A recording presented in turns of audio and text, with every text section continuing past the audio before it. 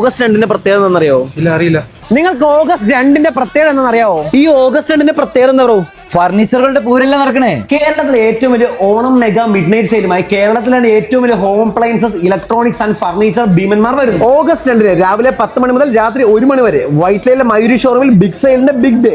ഇനി marble top dining ടേബിളുകൾ നിങ്ങൾക്ക് വിശ്വസിക്കാനാവാത്ത വിലക്കുറവിൽ കിട്ടും കേട്ടോ. 12,900, 14,900.